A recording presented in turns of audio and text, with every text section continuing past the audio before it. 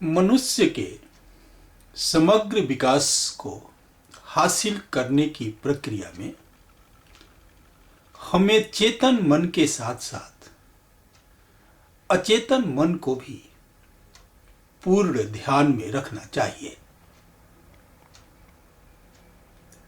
अचेतन को बिना समझे केवल चेतन मन को शिक्षित करते रहने का हमारा प्रयास मानव जीवन में तमाम निराशाओं और दुखों सहित आत्म विरोधाभास लाता है। छिपा हुआ मन उजागर मन से, सतही मन से, चेतन मन से कहीं अधिक महत्वपूर्ण है। अधिकांश शिक्षाविद केवल सतही दिमाग तक जानकारी या ज्ञान पहुंचा देने तक अपने आप को सीमित रखते हैं ताकि मनुष्य कोई जीविका, कोई नौकरी हासिल करना सीख ले और खुद को समाज में समायोजित कर सके। इसलिए छिपे हुए मन को कभी छुआ नहीं जाता। तथाकथित शिक्षा का कुल सामर्थ्य इतना ही कर पाने का है कि वह ज्ञान और तकनीक को मस्तिष्क की ऊपरी परत में स्थापित कर दे, जिससे वर्तमान पर्यावरण के साथ समायोजित हो जाने की एक निश्चित क्षमता मनुष्य में विकसित हो जाए।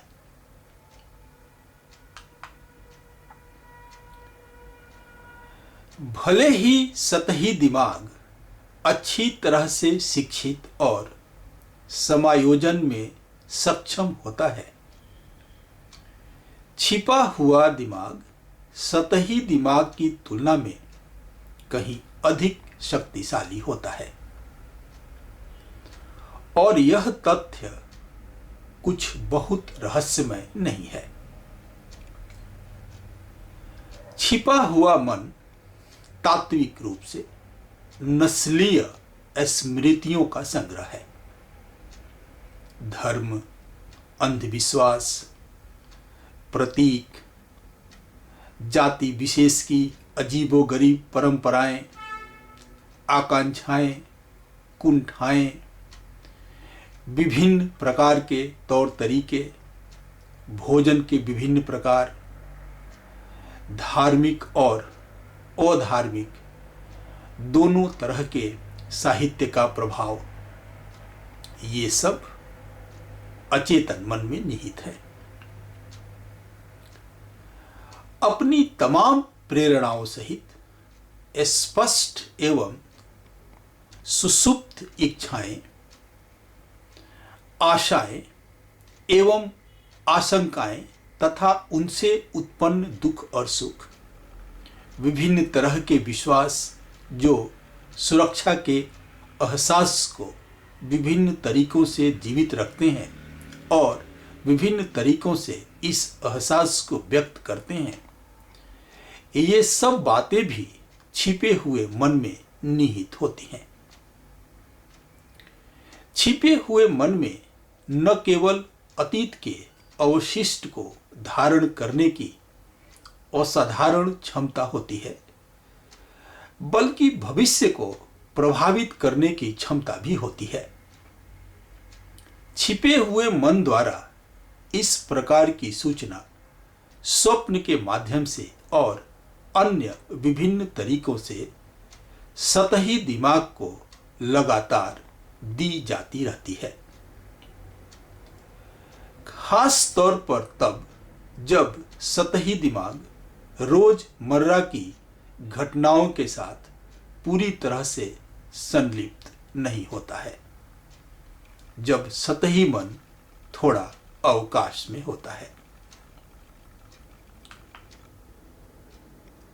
पवित्र जैसा अचेतन मन में कुछ भी नहीं है और न इससे डरने की ही कोई बात है। इसके अलावा सतही मन के तल तक इसे उजागर करने के लिए किसी विशेषज्ञ की सहायता लेने की भी जरूरत नहीं है। इसे केवल सामान्य जागरूकता द्वारा भी जाना जा सकता है। लेकिन छिपे हुए मन की विशाल क्षमता के कारण सतही मन इसके साथ वैसा व्यवहार नहीं कर सकता जैसा कि यह चाहेगा। सतही मन अपने छिपे हुए हिस्से के संबंध में बहुत हद तक शक्तिहीन होता है। अचेतन मन पर हावी होने, किसी खास प्रकृति में ढाल लेने और नियंत्रित करने की जितनी भी कोशिश सतही मन कर ले, अपनी तात्कालिक सामाजिक मांगों और लक्ष्यों के कारण यह ज्यादा से ज्यादा अचेतन की सतह को खरोंच भर सकता है और इसलिए दोनों के बीच विभाजन या विरोधाभास बना रहता है। हम इस विभाजन को अनुशासन के माध्यम से, विभिन्न प्रकार की प्रथाओं के माध्यम से, प्रतिबंधों के माध्यम से भरने की कोशिश करते हैं, लेकिन ऐसा नहीं किया जा सकता है। चेतन मन तत्काल के सीमित वर्तमान के अधिकार में होता है, जबकि अचेतन मन सदियों के वजन के नीचे होता है। अचेतन मन को तत्काल की आवश्यकताओं के अनुरूप न तो ढाला जा सकता है, न तो अलग किया जा सकता है और न तो पलटा ही जा सकता है। अचेतन में गहरे समय की गुणवत्ता होती है और चेतन मन अपनी तात्कालिकता की संस्कृति के साथ अचेतन मन के लगातार गुजरते रहने वाले और क्षण क्षण में बदलते रहने वाले आग्रहों के अनुरूप इसका सामना नहीं कर सकता है। इससे आत्म विरोधाभास जन्मता है। इस आत्म विरोधाभास को मिटाने के लिए, इस आत्म विरोधाभास से मुक्त होने के लिए सतही दिमाग को इस तथ्य को देखना चाहिए और मौन हो जाना चाहिए। लेकिन इसका मतलब अचेतन मन के असंख्य आग्रहों को गुंजाइश देना या प्रवेश देना नहीं है, बल्कि केवल मन के दोनों तलों के बीच लगातार जारी रहने वाले प्रतिरोध को समाप्त करना है।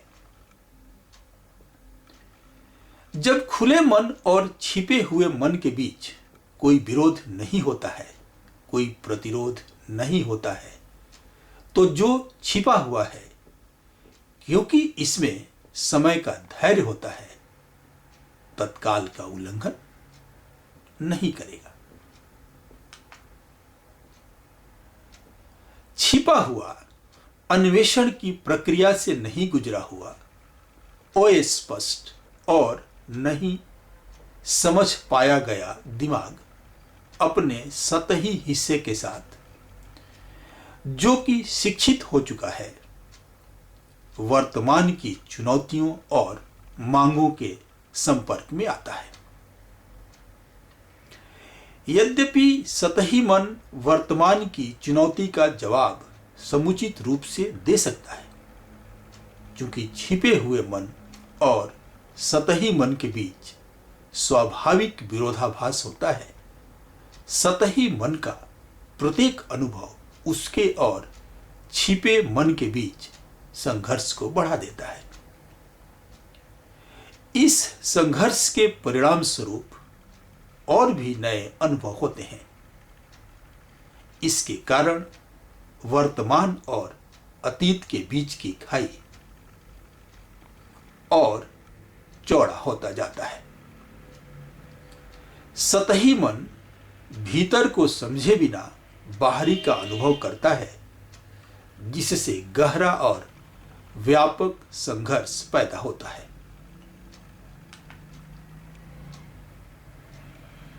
कोई भी और किसी भी प्रकार का अनुभव मन को मुक्त या समृद्ध नहीं करता है, जैसा कि हम आमतौर पर सोचते हैं कि यह करता है। अनुभव होने की प्रक्रिया में एक पहले से ही अनुकूलित मन, कंडीशन माइंड, अपने ही पुराने अनुकूलन को, कंडीशनिंग को मजबूत करता है और इस प्रकार विरोधाभास और दुख को अनवरत जारी रखता है। केवल उसी मन के लिए जो स्वयं के कुल तरीकों को देखने और समझने में सक्षम होता है, कोई भी और किसी भी प्रकार का अनुभव मुक्तिकारक हो सकता है। जब छिपी हुई कई परतों की शक्ति और क्षमता का प्रत्यक्ष ज्ञान और समझ हो जाता है, फिर तो विवरण को बुद्धिमानी और समझदारी से देखा जा सकता है। विशेष रूप से जो महत्वपूर्ण है वह है छिपे हुए मन की समझ, अचेतन की समझ, न कि सतही दिमाग की शिक्षा केवल ज्ञान ठूंसते रहने के लिए। अचेतन की यह समझ संपूर्ण मन को संघर्ष से मुक्त करती है और उसके बाद ही इंटेलिजेंस का आविर्भाव होता है। हमें सतही दिमाग की पूरी क्षमता को जागृत करना चाहिए, जो कि रोजमर्रा की गतिविधि में शामिल रहता है और छिपे हुए मन को भी समझता है। छिपे हुए मन की समझ से ही परिपूर्ण जी पाना घटित होता है, जिसमें आत्म विरोधाभास बारी बारी से आने वाले दुख और खुशी सहित समाप्त हो जाता है। छिपे हुए मन और उसकी गतिविधियों से अवगत रहना आवश्यक है, लेकिन यह समझना भी उतना ही महत्वपूर्ण है कि उसके साथ संलिप्त न हुआ जाए, उसे अनुचित महत्व न दिया जाए और उसके नियंत्रण में न आया जाए। जब मन सतही और छुपे हुए तत्वों को जानता और समझता है, केवल तभी वह अपनी सीमाओं से परे जा सकता है। यह व्याख्यान उन विषयों पर व्याख्यान की श्रृंखला में चौथा है जो शिक्षा और सीखने के लिए महत्वपूर्ण है। हमें विश्वास है कि यह व्याख्यान आप में गंभीर सोच की प्रक्रिया को प्रोत्साहित करेगा। कृपया इस चैनल को सब्सक्राइब कर लें ताकि आप हमारे वीडियो को नियमित रूप से प्राप्त कर सकें और इस दिलचस्प और कभी न खत्म होने वाली यात्रा पर हमारे साथ बने रह सकें।